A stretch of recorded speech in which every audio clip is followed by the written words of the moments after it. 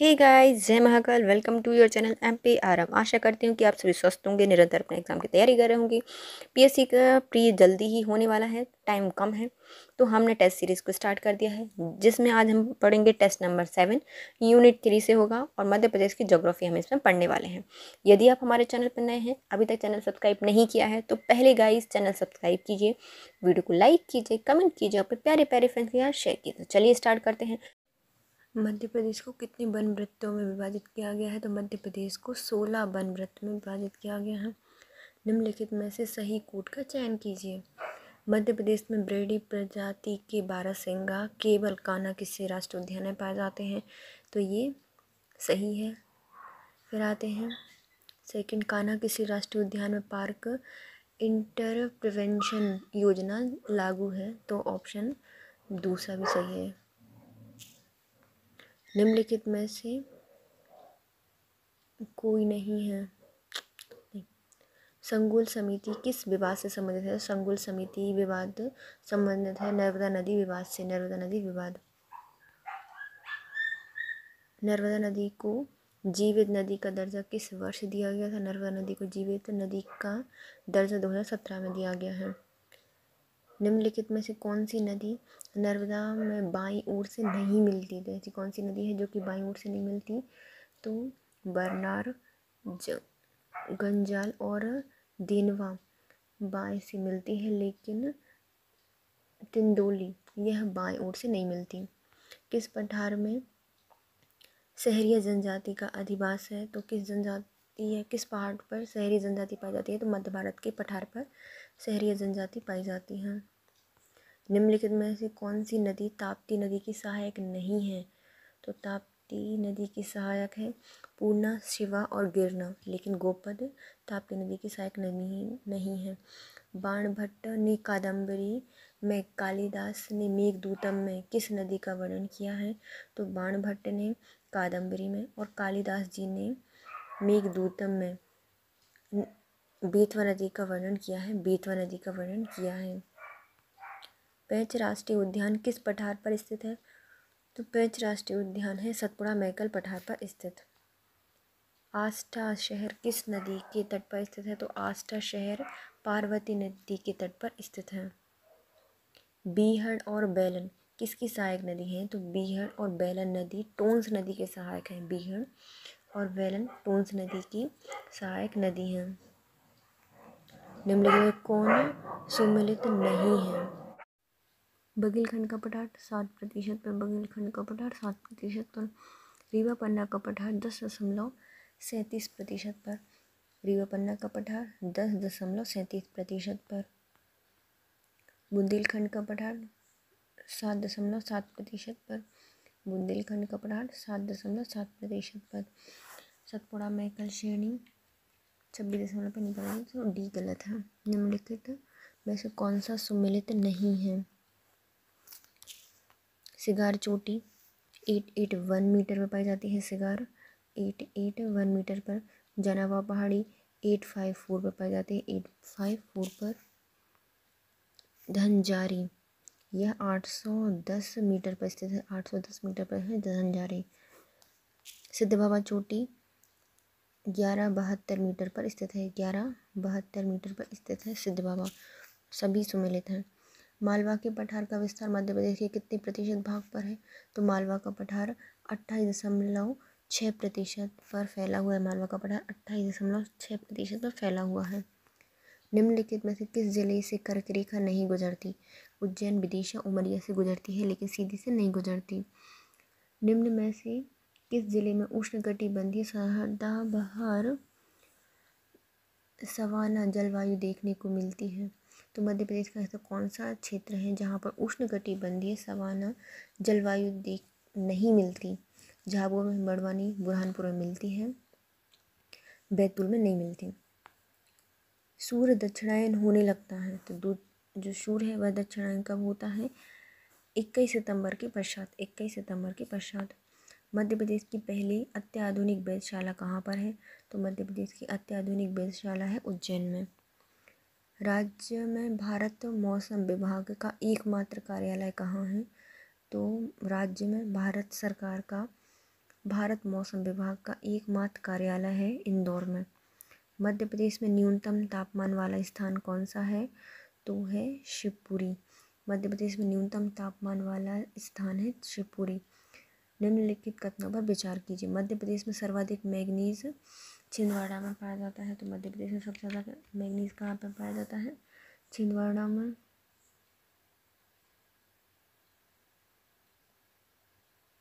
नहीं पाया जाता है ना, पहला गलत है, बालाघाट में पाया जाता है।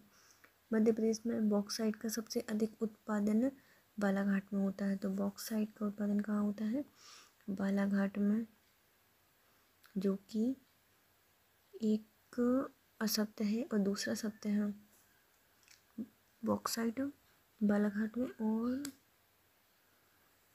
शहडोल वगैरह में पाया जाता है।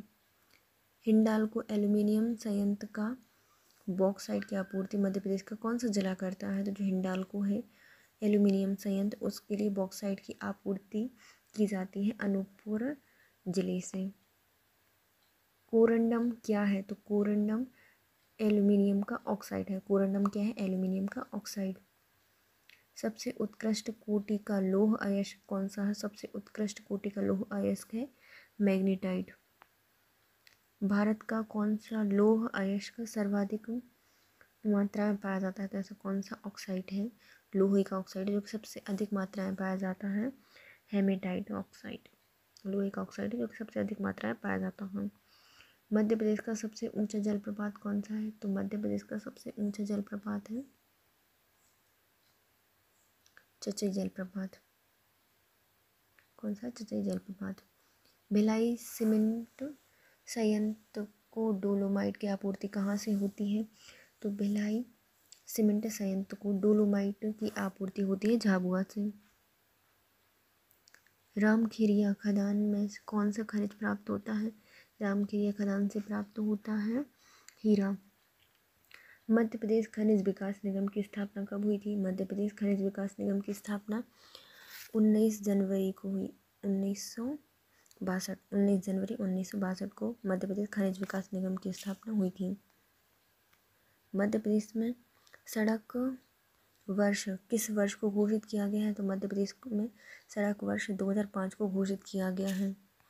मध्य प्रदेश सड़क परिवहन निगम की स्थापना किस वर्ष हुई थी? मध्य प्रदेश में सड़क परिवहन निगम की स्थापना 1962 में हुई थी। 1962। मेरा खेत मेरी माटी योजना कब प्रारंभ की गई थी? तो मेरा खेत मेरी माटी योजना प्रारंभ की गई थी 2014 को। मध्य प्रदेश में अखबारी कागज बनाने का कारखाना है मध्य प्रदेश के बुरहानपुर में। सूची 1 को 2 से मिलाइए। मुल्ताई है किस नदी के तट पर है? तो मुल्ताई है ताप्ती नदी के तट पर। अमरकंटक है नर्मदा नदी के तट पर। जाना पाव चंबल नदी के तट पर और रीवा बीहड़ नदी के तट पर। राष्ट्रीय राजमार्गों की लंबाई के अनुसार मध्य प्रदेश में देश का कौन सा स्थान है? तो ये है तीसरा स्थान। राष्ट्रीय राजमार्गों की लंबाई के अनुसार मध्य प्रदेश का देश में कौन सा स्थान है? तीसरा।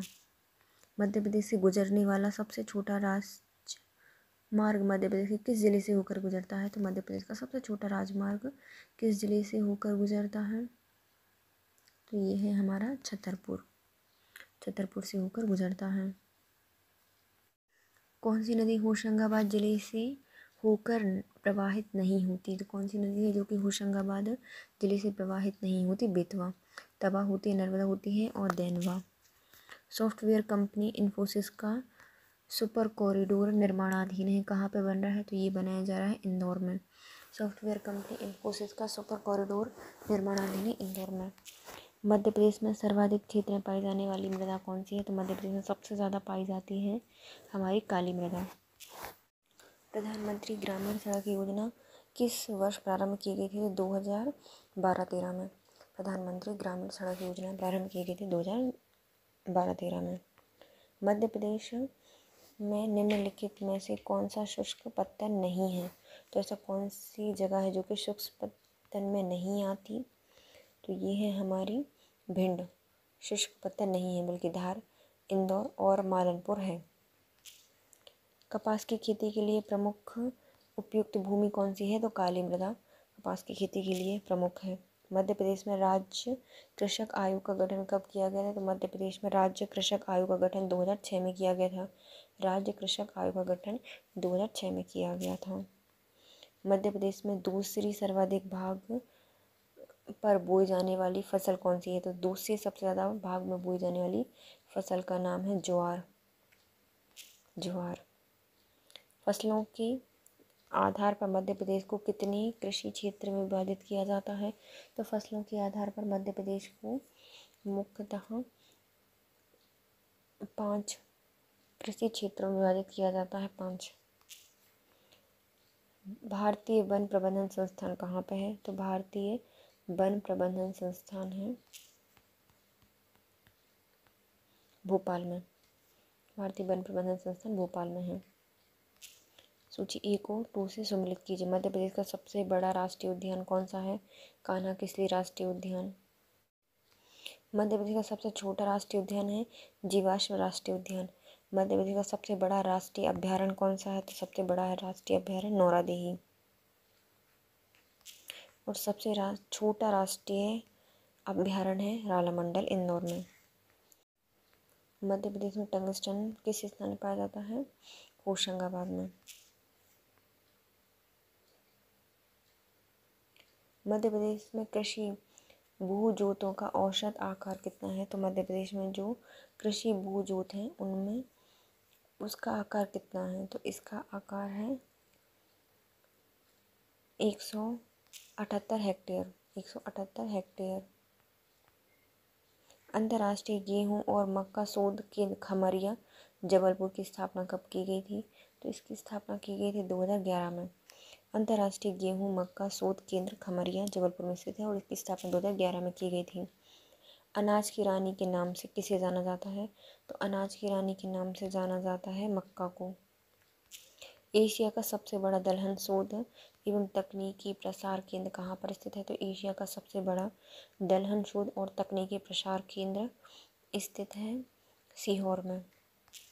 मध्य प्रदेश में फूलों की खेती के लिए सीहोर जिले में अनुसंधान की स्थापना किस देश के सहयोग से की जा रही है? तो सीहोर में फूलों की खेती के लिए केंद्र की स्थापना की जा रही है इजराइल की सहायता से। मध्य प्रदेश की ऊर्जा राजधानी किसे कहा जाता है? तो मध्य प्रदेश की ऊर्जा राजधानी है बैडन। गुजर जामली और बड़ा गांव तहसील प्रसिद्ध है गांजा उत्पादन के लिए। गांजा उत्पादन के लिए।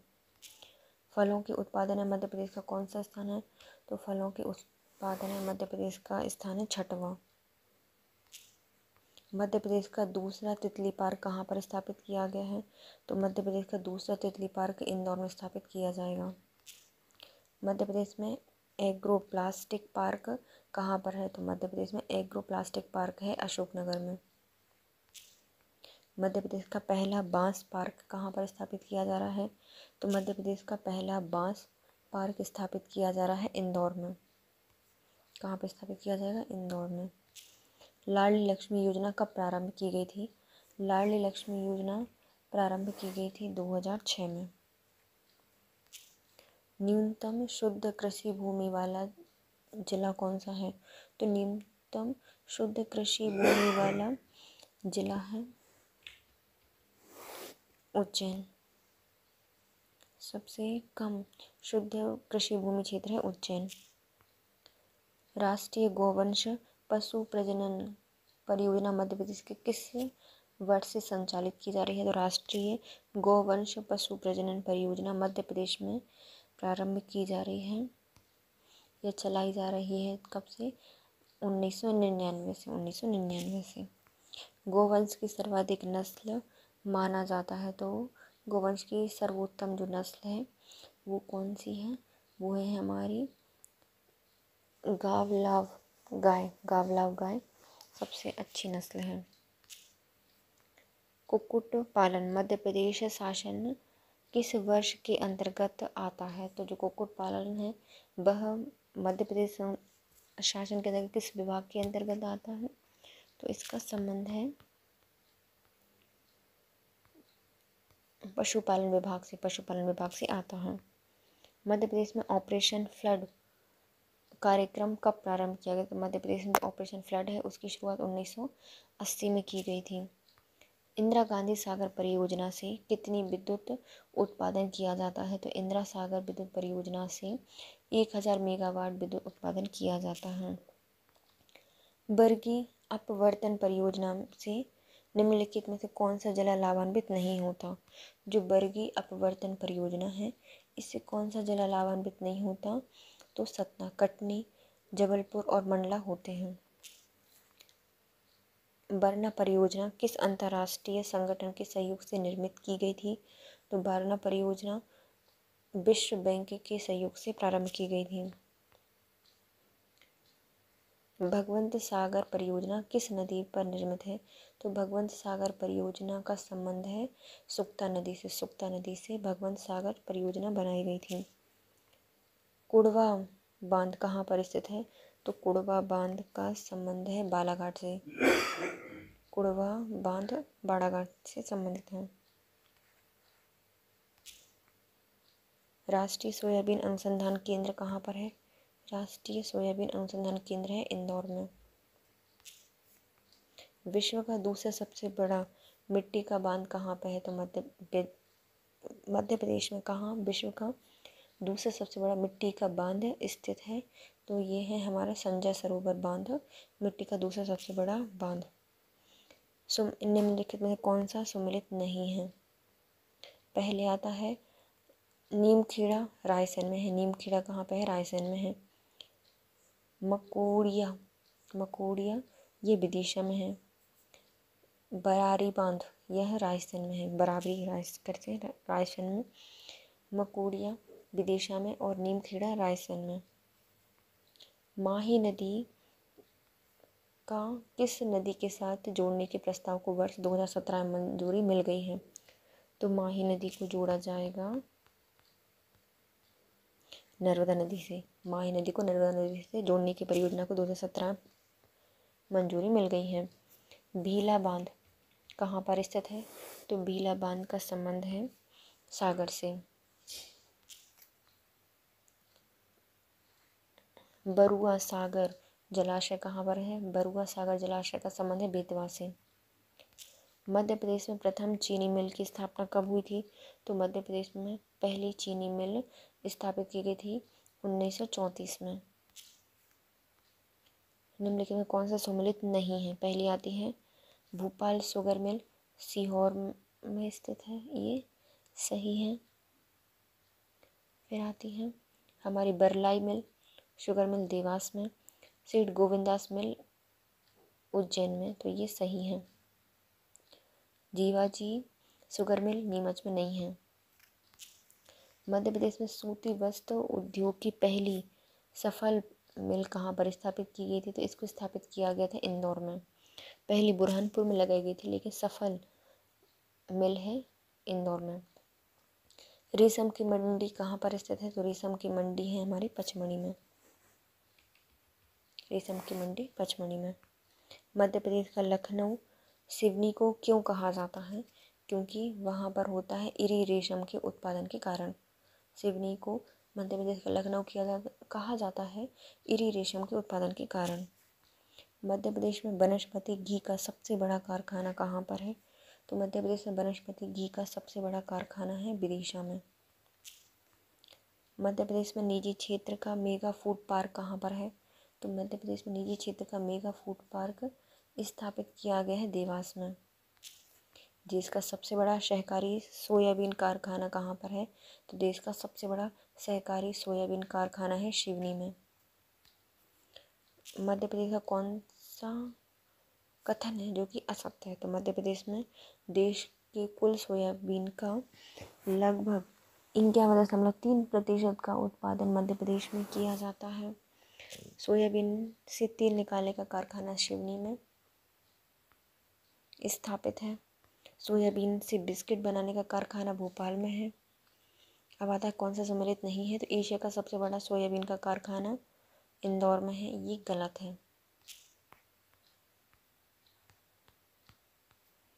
सोयाबीन का सबसे बड़ा कारखाना कहाँ पर है? इंदौर में नहीं है।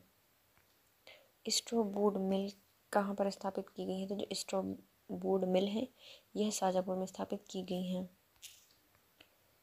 दानेदार मिश्रित खाद्य संयंत्र कहाँ पर है? तो दानेदार मिश्रित खाद्य संयंत्र लगाया गया है होशंगाबाद में।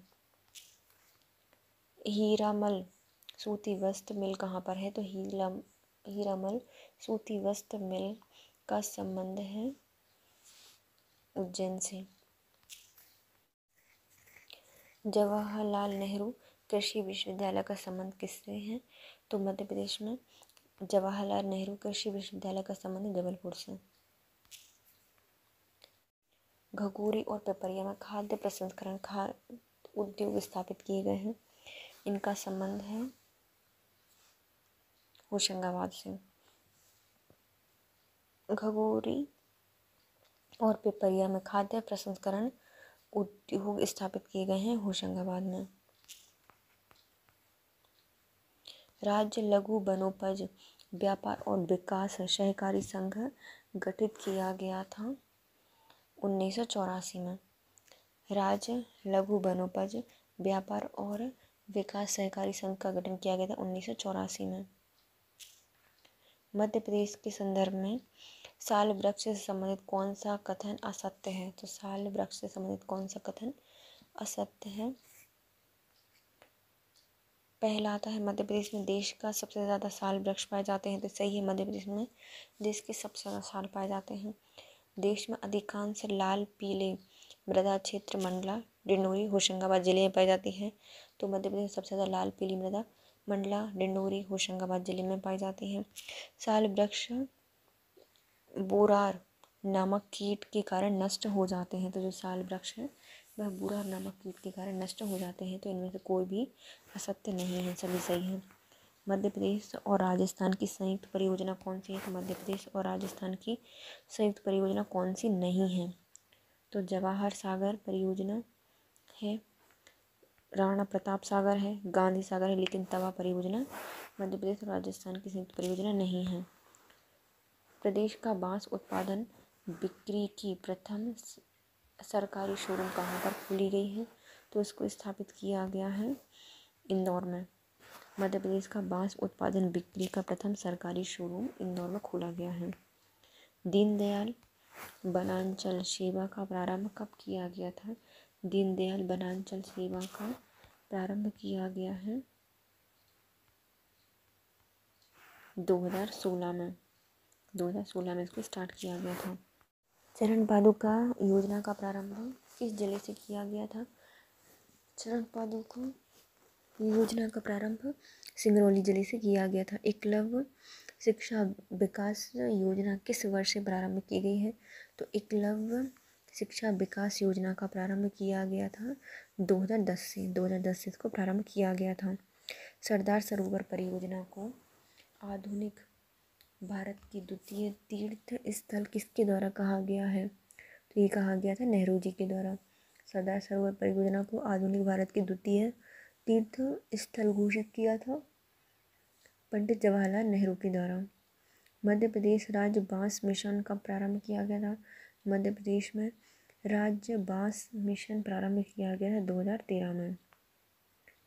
वन अनुसंधान एवं मानव संसाधन विकास संस्थान कहाँ पर है? वन अनुसंधान एवं मानव संसाधन विकास संस्थान स्थापित है छिंदवाड़ा में। छिंदवाड़ा